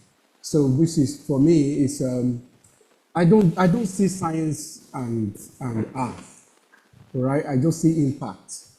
And as you can, that's why I was telling a story. For each of them, I could give a lecture of 2 hours for each of those projects, maybe even a day. So I'm just talking each of them. But what you will find is that for most of these companies or projects, there's the art part of it, there's the science, there's the economics part of it. And by the way, for some of them, this company, they are not, the guys that want me to get data about the plants, they are not interested in my data. What they want is to convince. It's a psychological thing. It's an argument. They want to negotiate. You understand? They want to make an argument as a lawyer or as a business development manager. So their business development manager needs to go to someone, convince that person, and he needs like ammunition to convince. So when you look at the process, the only thing that science brings here is the logos, is the logic, is the data to back what you say up. Does that make sense? And there may be cases where you don't need it, maybe. All right, so for me, I don't really see a difference. I don't think it's a tech word. I don't at all. I don't see it at all. Having said that, like I said from the beginning, my way of thinking is very different. I go a little bit to the extreme sometimes just to convince myself I'm doing the right thing. But I believe the UK government knows that, and that is why for the project that I mentioned to you, Fizzle project, they used to fund science-based projects before. Actually, what they've done now is deliberately, they hardly fund science and engineering. They fund business, and they say science and engineering should work with them in terms of partnership. So actually, many of the projects now, we now partner with the business school. But what we find is that it actually makes my life better. Why? Because in the past, I used to do something called innovation pool. So there's something called innovation pool and innovation push. Innovation push is that I have an idea and I think it's going to solve your problem and I come to you and I'm basically trying to push it down your throat. It doesn't work all the time. Innovation pool is that people are having the problem. It's a health issue.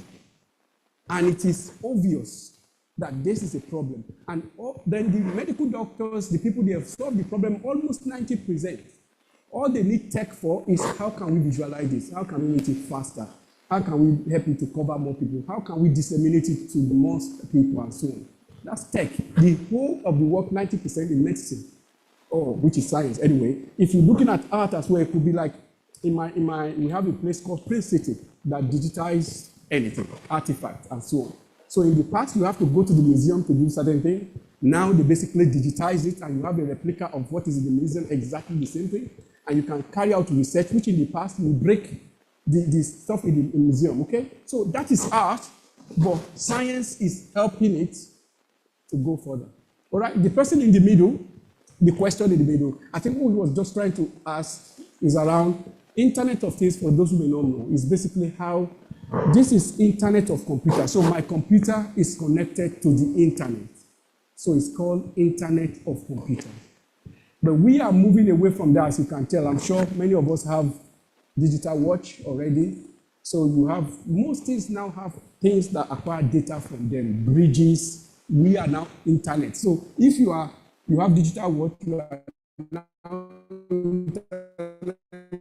of human, you are now on the internet, basically. That is IoT. IoT is when things other than computers are connected, right? So his question is, what are the challenges of that, the vulnerabilities, and so it's a big question. When I teach it, students ask me this question. So the right answer, I will not give you. I will give you the answer that I normally give. I say, well, it is good for me because IoT is solving some problem. The IoT has vulnerability. It creates a new market for us to solve. That's my answer. So that's why we are researchers. So as researchers, we should be looking for that kind of area of open opportunities. It's not a problem. I don't like it when academics are talking and they are complaining about something. It's not a problem. That's where I make money. That's how I move on in life. If there's no problem, I cannot go to the next thing. You understand? So it's not for you as an academic. If there's a problem, turn it to an opportunity. Find a PhD student that will investigate it. Look for postdoc that will work on it. Look for grant that will make you, if it's something that interests you and it's your area. That's the way I see those things like that. So we're not in-house. I'm sure you're telling yourself, I don't have any. There are problems. There are problems I can. From Miriam. Yes, I think the last question. Yes, I've answered it. Yes. So, all right. About. For IS. Okay, so actually, when you look at that, is the project I presented about Remarkable, which is a project that is really for EU, but if I strategically add an African, it makes it unique. Because in proposal, they are looking for USP, is it a unique selling point? What is unique? So I think that's why I'm here. That's the answer. So that we can partner and see how we can move things forward. Okay, so that means that we have a partnership. Yes. You will lay. Yes. So they say you will lay. What is lay? You will lay. Lay is a catchword that every year in IAS there is a catchword. Mm. Last year was conceptualization and operationalization. So like this year, it is from the word purpose. So what are you laying? What are you? Laying as in lay. Not laying as in lay. All right. Not lay, L-A. Lay. There's the Yoruba now. There's a Yoruba part of it. All right. Not what are you pursuing? Something like that, but Okay. So, but we'll talk about that, sir. So aye lawa, kilawa ye laye. Okay, so can I see our hands up here? So you're going to take 1, 2, 3. I'm sure he has answered quite a number of your questions. So, okay, can you pass it?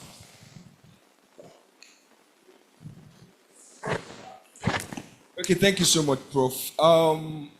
You didn't mention anything about lecturing. So how did you combine your travels with classroom lectures now? That's one. And so what do you think are the factors that make academic relevance in Europe towards building sustainable cities? Because I think in Europe, there's this love for building sustainable cities. So what do you think makes that possible over there compared with what we have here in Africa? Okay.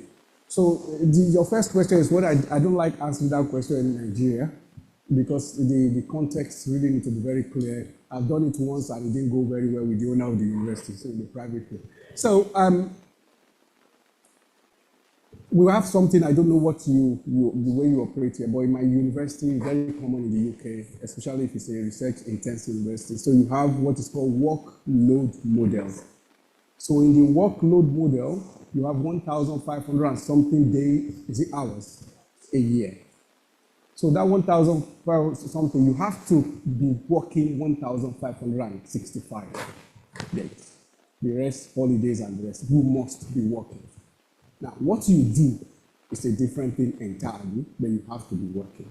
So if you don't do research, for example, then you have to really justify what you are doing with 1,500 because otherwise you'll be teaching. So you have teaching, and then each of the teaching, the units, or I don't know what you call it, like a course or something. So you have hours allocated to it, hours for marking, hours for different things. Okay, so there's where you allocate it. So you have to pile it up until you have 1,500. So that includes if you are doing leading people, you are supervising PhD, everything you do, and there's a rule. You cannot go below, in my university at least, you can't go below, I think 10%, like that's the same with you, and you cannot go above. The reason if you can't go above is that if you go above, then you are overworking and you can sue the university that they are making you work too much. Okay, so there's this balance. So so I want you to get the context. Okay, so if you are now a leader of a center and you are managing like, I don't know, 20 people, 100, whatever the number, there's a time allocated, it could be 2 days a week. So that 2 days a week is about 500 and something. So it's already, you only have 3 days you can work in a week for other things. If you then bring grants, and that the people paying the grant, they already pay for your day, 1 day a week for the next 5 years. There's only 2 days left that you can do anything else. If you are leading PhD or something, so there's a way it's allocated that it gets to a time actually you don't have, if anybody wants to give you anything else, there's nothing. Okay, so, however, the university also has some like flexibility about, okay, as a professor, what are you prophesying if you are not teaching, if you are not in front of, we need your profile to boost the university. So there are some things like that. So that's the way it works. I don't want to comment specifically on mine, but that is the way it works. All I can say to you is I hardly enter lecturing. So, but I do something called guest lecture, and that's voluntary for me. Because I used to enjoy lecturing, going to class, it's just my play. So, but the grant and other things makes me to miss it. So what I do now is guest lecture. So I will just look at courses that the people are teaching, final year and masters, and I will give them days that I'm available. And I don't go teach the course because there will be somebody who is teaching it. I just go as a guest and I do what I've just done now. It could just be 2 hours. I just do that randomly few in a year. But the people who are like that, so the reason why I said I no longer go into detail about how it works is this. The people who are like that are really very, so it's not something that is common, and it's not really something I also advocate because I have disadvantages of not teaching. So last week, I sat down in graduation, for example, In the past, during graduation, when students are going on, they used to shout my name, and things like that. Nobody shouted my name because they didn't know me.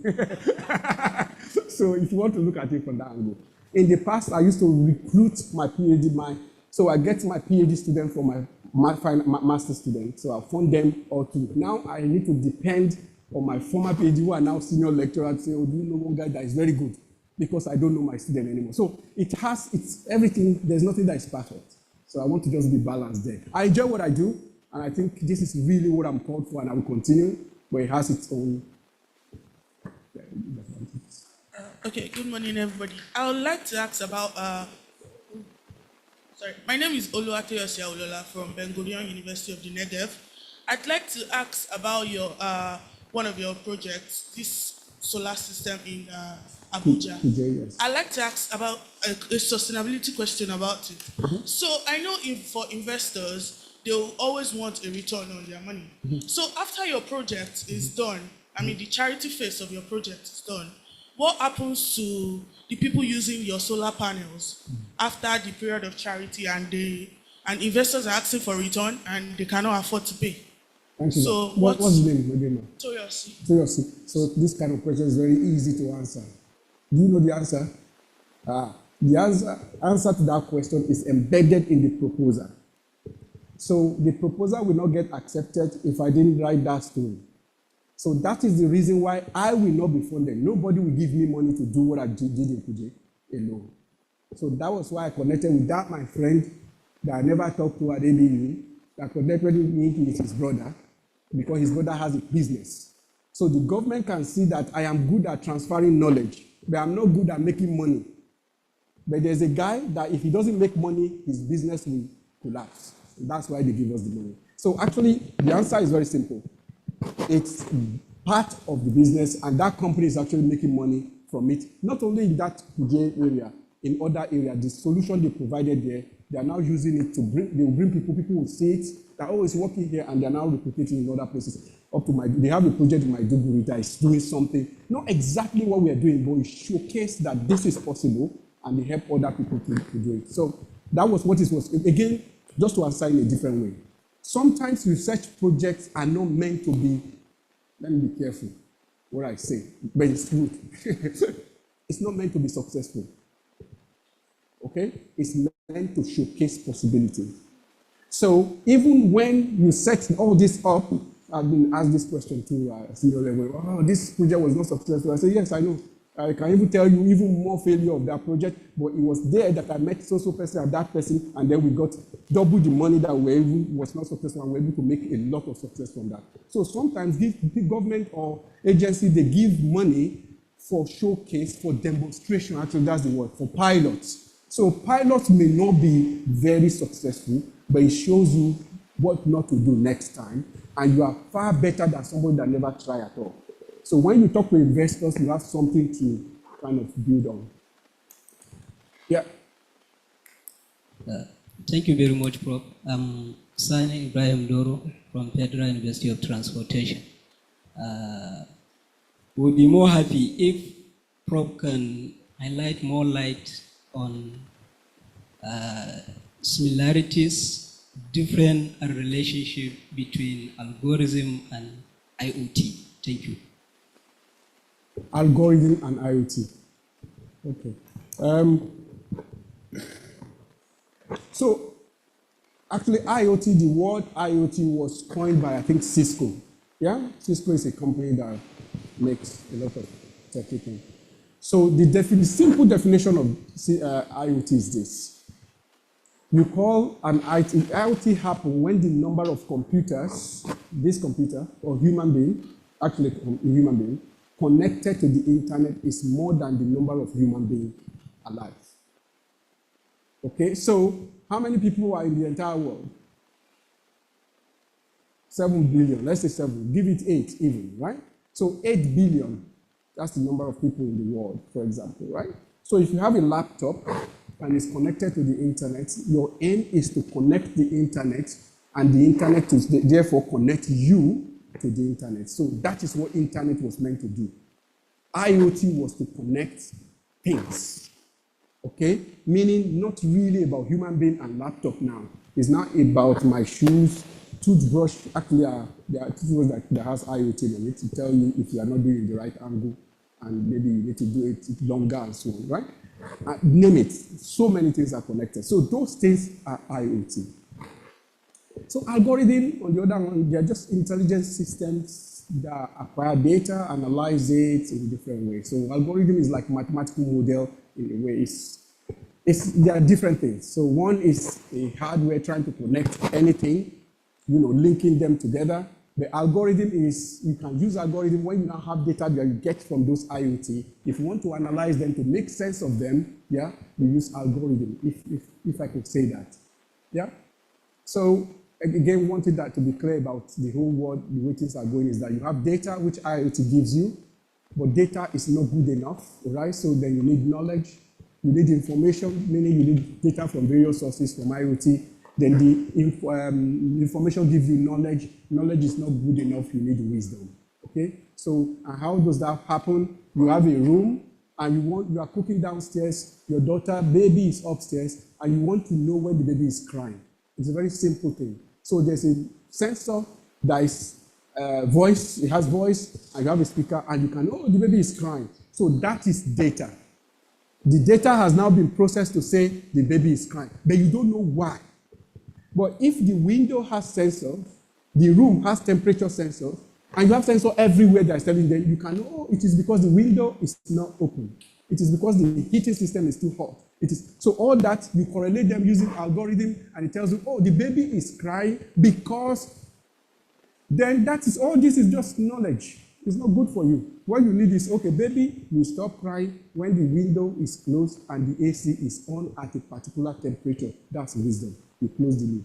So that's what you do in my world. That's what we try to do. We use data acquired from IoT, use algorithm to analyze, make sense of the data, and then we do intervention to solve the problem without human intervention. Thank you very much. My name is Charles Jama Kimi. I'm from Federal University of Ogunnaike, Bayelsa State. Just this last point you are making is where I want to even actually refer to. I have had lectures where they say we should use technology to solve problems, we should use our research output to solve problems. And even in this place, we had a lecture where the Professor Butler referred us to sustainable development goals. I look at those goals and I was able to develop 3 concepts.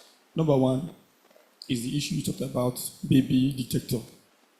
Women, talking about domestic violence against women.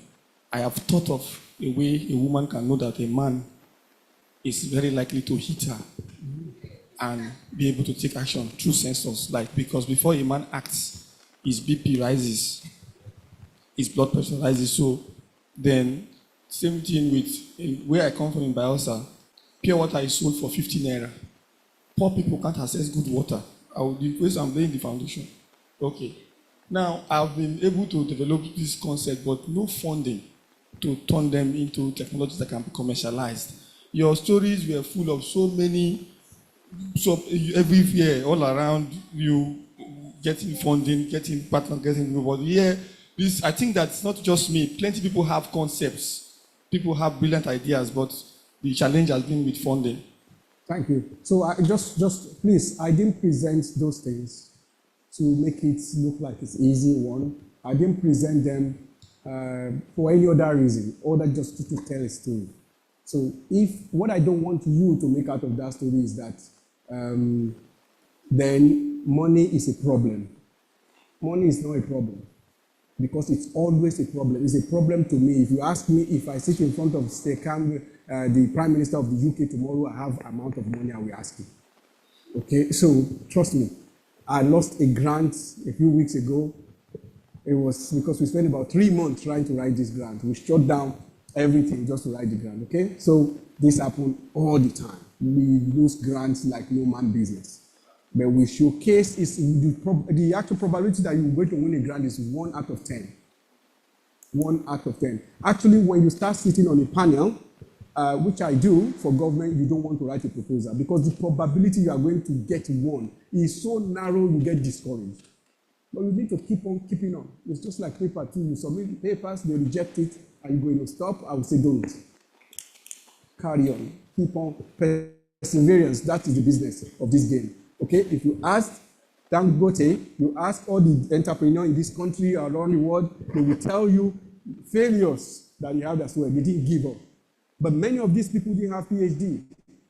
Okay? They didn't even have masters. But we have master, we have PhD, and we hit one brick wall, and then we have 10 reasons why we should not do that thing again. No. That's what I said to myself. No. So I'm losing one today, tomorrow I've started. In fact, when that one is inside, they are reviewing it, I'm writing like 2.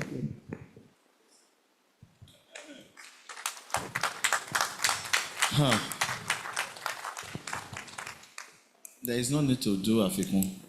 No. So don't let me talk. I just want Professor Olupon, the convener, to be part of the conversation. Professor. On behalf of all of us, I'd like to thank Professor Adebisi for this brilliant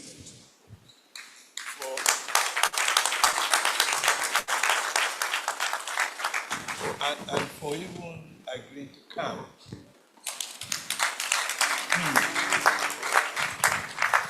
It is not always easy for scholars of his status to leave their place of work, to travel to other places. It's not always easy because, as you can see from the lecture and what is going on, it's a very, very busy person. So you're highly privileged to have him. And you know, I use that word a lot, right? This one is pretty unique. So all we can do is to thank you. And what I first noticed when we met about him, and which is very common with great men and women, is humility.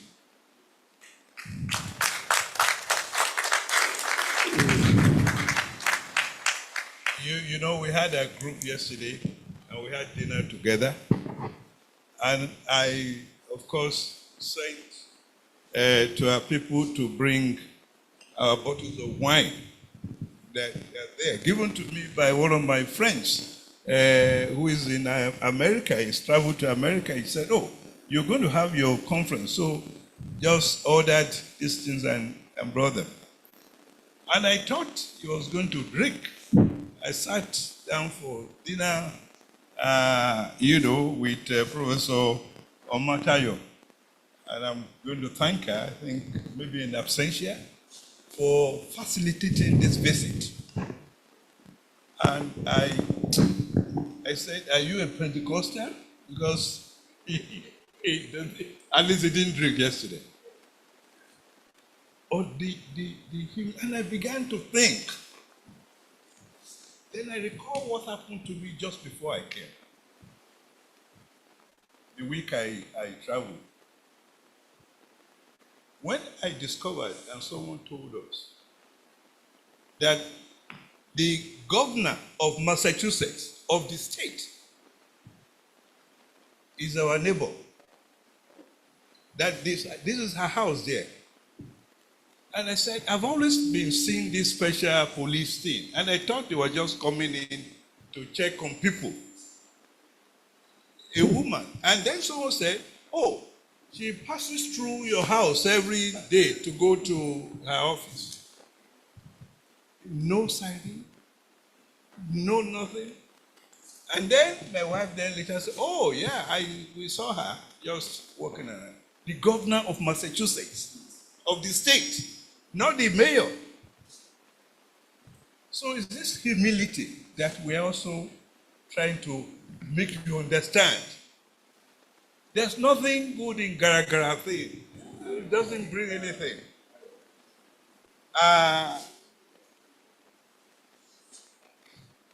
I must say to you that this is also a divine intervention. And let me thank one of us who, we thought she was going to be here, Dr. Alike, for raising that question. By mere chance, the architect came today from Lagos, and she's there now at the site. And I understand that it's raining. It's raining in that place. Yeah, I just saw the photograph of, her in the rain in there. She just left us here. I would have loved that, just listening to this lecture because she's quite brilliant. I told you she spent last year at Harvard, invited by Garrett, one of our professors who come here. I'm going to, as soon as I get to Harvard, I'm going to write the provost or call him that we will need to bring you to come and speak to our graduate students here.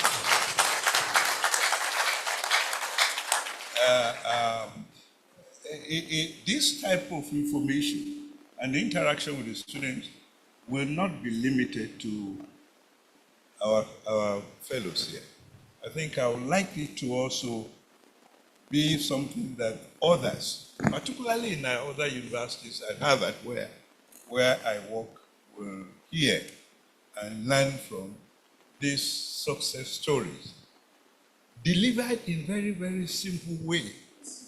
No big jargon. After the lecture, I felt like calling myself now a scientist. And we are glad that Professor Ogunnaike, who led our STEM project, who is unfortunately gone, and the children are doing very well. One of the students, who is the most senior, may be joining Harvard next year as a professor in the School of Divinity. He's an Islamist, and he topped the list in the interview. This is also the grace of God, that he came here, brought friends to help, and began to talk about his days at Unilag, and said, oh, I wanted to do these things like this, Professor. Now I have the opportunity to be part of you. But then, of course, as God will have it, he didn't quite succeed in that. Let me also mention the reference to MBE, Member of the British Empire, one of the honors that is given in Britain. And I'm glad we saw the photograph of the King, Charles, giving him this honor. We also have equivalents of it in our country. The OON, the CON. So the question I've been asking myself, how come that our talents are people to be celebrated all over the world are often not recognized? So this is something that we will need to consider. The academic one is the NNOM, the Nigerian National Order of Merit, which is given to the highest in there. In my own case, I got it during the time of President Yaradua. In the last 8, 10 years, 9 years now, it's been a disaster. These are the kinds of honors that people like him should be given, because it's the highest you can give to a scholar in our country. In the course of his lecture, he said something that attracted me. I am a Nigerian. Do you remember that? And almost immediately I was saying to myself, maybe we need to do a book that will call I Am a Nigerian. Where people like him, not noisemakers, will come and tell their stories. It's a story of humility, the fact that he rose from the beginning, trained himself, and has achieved greatness through hard work, right? That is the story of Nigeria we want to know. We know there are other stories. And unfortunately, the world outside there prefer to recognize that as 419 or whatever. But that's not our story. That is not the story of Nigeria. The Nigeria we know is a story of humility, the story of confidence. The Nigerian will walk into a store and will say, oh, what are you doing here? And so what? And then they say, you must be a Nigerian. You say, yes, I'm a Nigerian. And when you ask them, why do you do that? Well, Nigerians are people who will walk into stores like that and will be behaving as if the store was established by their grandfather. Well, it's not an insult. That's fine. I am a Nigerian. So we are very proud of you. And we want to thank you for this. And we believe that this is going to be the beginning of greater friendship with you. We are happy to have you. And we know fully well that we will keep this contact going. All I can do now is to give you my own little book. The last that just came out is a story of an African medicine man that died almost 4 or 5 months ago at the age of 105. He was a psychiatrist. He was close to Professor Lambo, the Nigerian psychiatrist, and they used to work together. And they used to invite him to Arrow Mental Hospital to help. And they would bring cases from Arrow Mental Hospital to the village, to the town now, for him to deal with. He had an hospital and had 16 nurses recruited by the government to help him. Nobody knew that in his town. All they would say about him, he was a medicine man. But he did more than that. So we were able to write the biography, and I think we have a lecture tomorrow. Tomorrow that we'll discuss it. Yes. So you probably notice now that I don't want to leave you, but I know it's not possible. You have to go. So we appreciate it. Thank you, sir. Thank you. Thank you very much. Let's take to my Prof.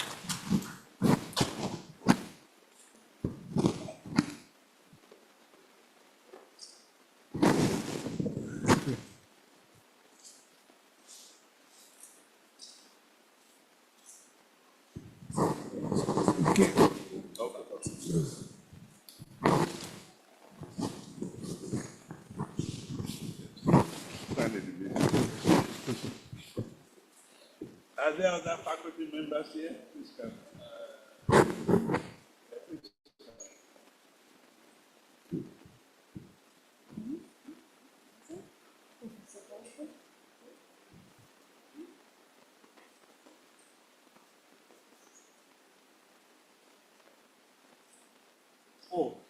Prof, please join us. Kindly join us.